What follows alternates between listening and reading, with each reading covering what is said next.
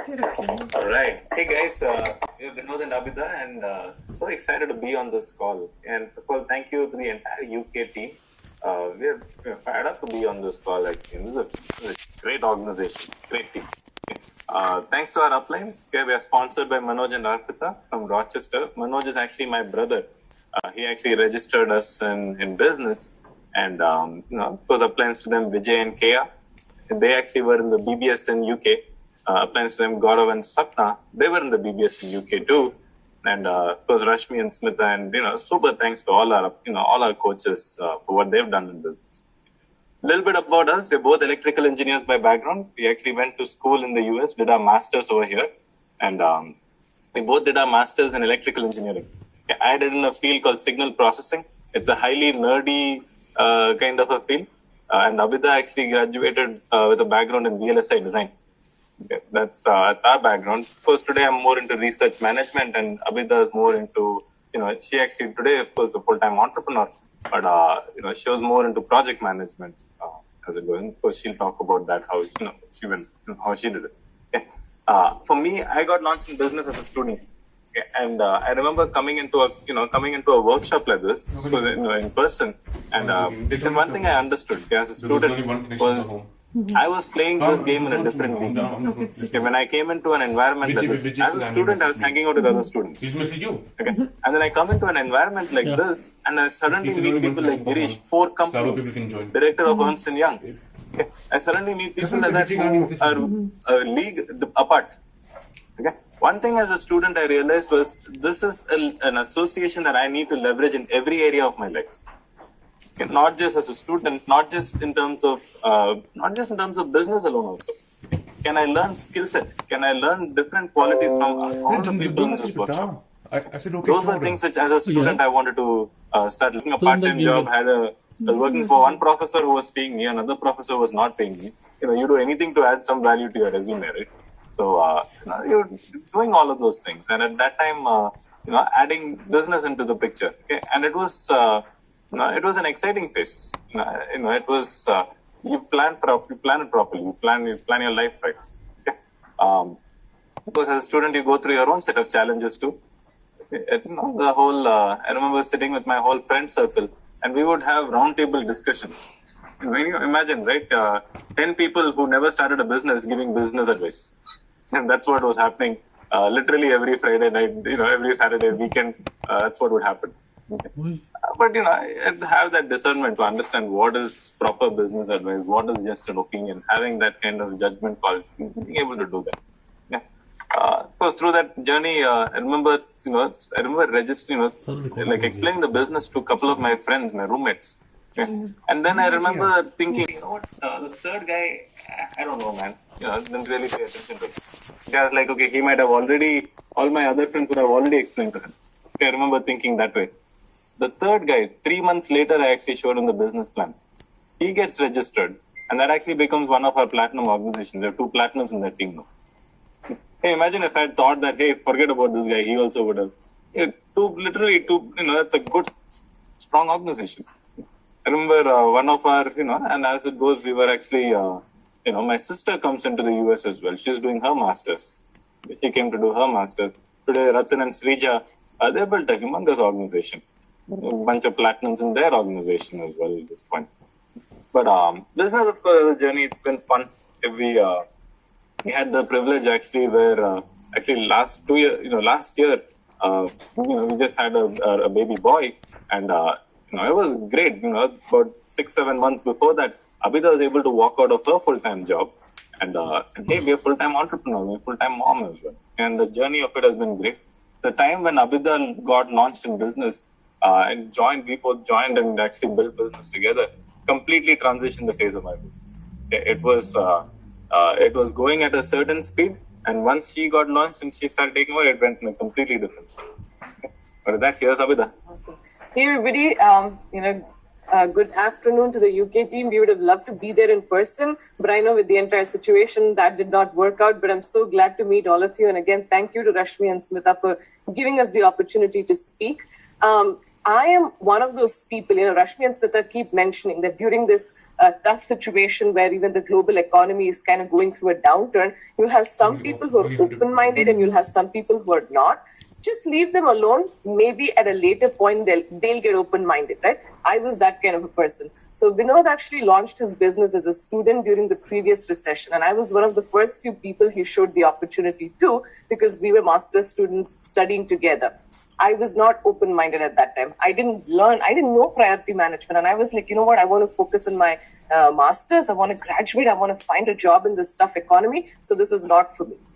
3 years later, I'm working for a company which was part of Motorola. I was working in reverse engineering. I thought I was doing well, but this was the aftermath of the last recession. And slowly my company started putting people on mandatory vacations. You've got to take 2-week, 3-week vacations without pay. Slowly, a year and a half later, my manager calls me to her office and says that, hey, you know what? I think we should start looking for another job. Our lab isn't doing well. That was the time I picked up my phone and I called up Vinod and I was like, hey, Vinod, there was a winter conference coming up. And I was like, hey, you know what? I'm coming to the winter conference. Get a ticket for me.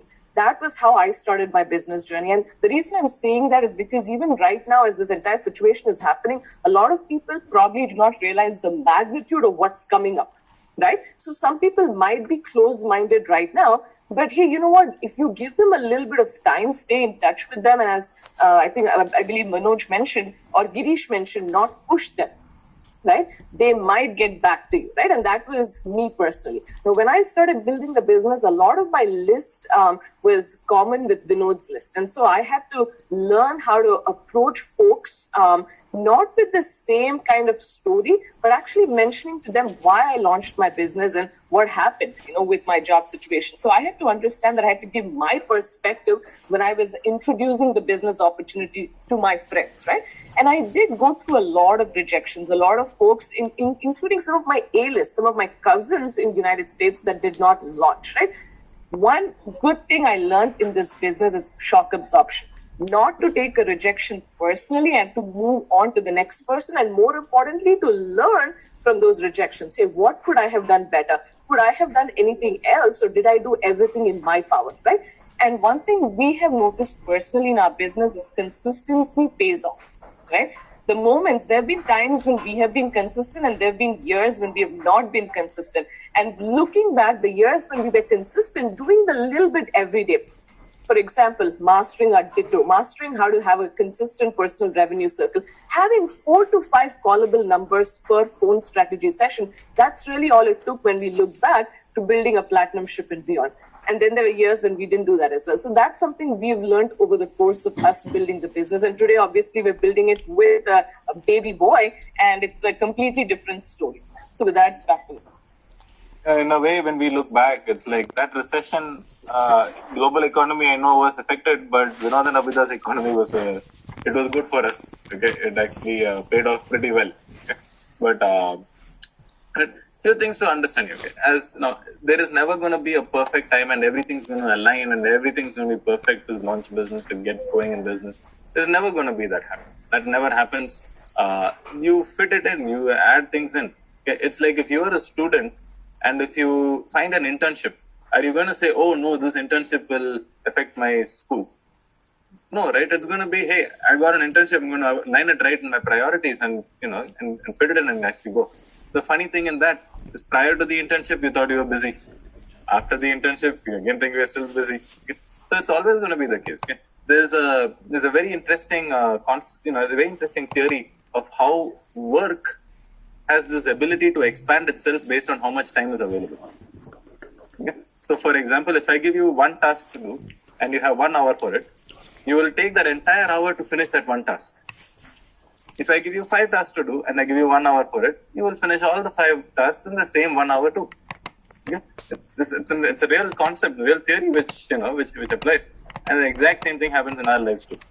Okay? So as a student, okay, or as a single person, I launched as a single guy, and as a single guy, some of my channels, how I prioritized my life. Okay? One thing I understood was, as a single guy, I had the flexibility, I had the freedom to make a few mistakes now. Okay, I could completely mess up things, and there won't be too much of an effect. Okay? It's like during a recession, if you're a single guy and you lose a job, you're okay. you'll still survive on, pasta and noodles. You'll be fine. Okay? But if you're a family, now I cannot feed my 1-year-old noodles. Okay, so as a single guy, there's a lot of flexibility. There's a lot of things which I could play around with. Okay? If there's single guys on this call, okay? Some things which I did. My priorities were, first, my job, I needed to maintain that. Okay? Family, job, had to keep that in place. Okay, I didn't want to mess up with my career. I wanted to do exceedingly well in my career. Okay. Second thing, I knew that, hey, you know what? Now I can actually focus on my business. Okay? I can actually put in that extra surge in business and grow my business. When at that moment, I know it was not the coolest thing to do. As a single guy, the cooler thing to do would be to go for a party, to hang out, to travel, to do all of those things, right? But it was like, hey, you know what? We know what's coming up. Okay. We know that there was that 2009 recession was there. We were like, hey, 2019-20, there'll be another recession. So we were like, hey, we know what's coming up. Might as well focus right, put our attention in the right places and grow what we do. Okay. The only thing that this business competed with was our spare time. I was big into soccer and badminton, and I actually thought I was the next big thing in soccer or the next big thing in the badminton arena. But very soon, it's if someone is in that zone at this point, okay, if you're above 25 and you're not getting paid for your league, I think it's too late already. I remember my coach telling me that, if you're not got that $1 million deal yet, I think it's too late. 25, 6 years old, you haven't even gotten that $1 million deal to play a game. I think it's too late, honestly. Yeah. Only thing it competed was with my soccer time and badminton time, whatever hangout party time. And we just had to put that in the right places. Yeah. Trust me, we both have a lot of fun. We have big time fun people. A lot of, folks who hang out with us, know us, but, we have a lot of fun, but do it properly. Okay? We build what we need to do, we have a lot of fun. Build what we need to do, have a lot of fun as well. Abida? Awesome. Perfect. Yeah. Now, building a business, obviously, as a couple, one thing we realized is at the end of the day, it boils down to prioritization. In our jobs, somebody else is doing that for us. Somebody is telling us to be there at 8 a.m. and leave at 5 p.m. Somebody is giving us tasks on what we need to do. The only thing we have to do is maintain that schedule in the evenings. When we get back home from work, some of the main things that come over us as couples without kids is, fatigue. Oh my God, I'm so mentally tired, because none of us, are going to be physically tired. We're working on a computer the entire day, but mental fatigue comes into picture. Second thing is self-pity. Oh my God, I had such a tough day. I need to sit down and watch some Netflix, right? Those are two distractions that we had to get rid of. And as a couple, we could always go out and eat food outside in restaurants and just chill, right? That's one of the things we did, is we maintained a schedule even outside of work. Okay, 6 p.m. to 11 or 12 a.m. actually depends on how serious you're in the business. I'm not saying that a new person should do this, but by the time we had a clarity on our goals, hey, what kind of an income we want to create through the business by when, once we had that clarity, we started allocating more time towards our business. Before that, at least 2 hours in the evening or 3 hours, depending on your schedule. But we had a set schedule for ourselves on a day-to-day basis, just like how we had in our jobs. Yeah. Obviously, once we had kids, we have one baby, we had to start prioritizing his schedule as well. First thing we did is, by the time our son turned 3 months old, we had a babysitter every day, even to this day, Monday to Friday, 6 p.m. to 10 or 11 p.m. every single day. It's almost like a full-time job for a babysitter. She knows to come at that time. Our son knows that she's going to come at that time. So we made sure that we're eliminating distractions. Now, does that mean that we don't like our son, we don't want to spend time with him? We realized that quality time is way more important than quantity time. When Vinod comes back home, from work around 5 o'clock, we make sure 5 to 6 is time spent with him and doing nothing else, no phone calls, none of that. But we spend that quality time. As soon as the babysitter comes, since he's known her since he was 3 months old, he likes to have fun with her. We move on and we go build the business, right? And the things, as I said, that stop people from doing that when you have kids is, number one, guilt. We have the guilt that, oh my God, am I spending enough time with our baby, with our son, with our daughter, with our kids, right? One thing which we understood that helped us maintain focus was a clarity of goals and vision. We knew what we wanted out of the business, and so we had a path that we were going down, right? So that I'm pretty much done. Yeah, it was completely an honor to speak to the UK team, guys. It's this, and of course, thanks to all the leaders in UK itself, for supporting this organization, for growing it. Of course, thanks to Rashmi and Smita, the vision that you have has helped us tremendously. In our financial, what we've created financially in our business life, it's helped us tremendously. And not just us, but thousands of people across the world, actually. But coming up next, guys, next speakers are Som and Mansi.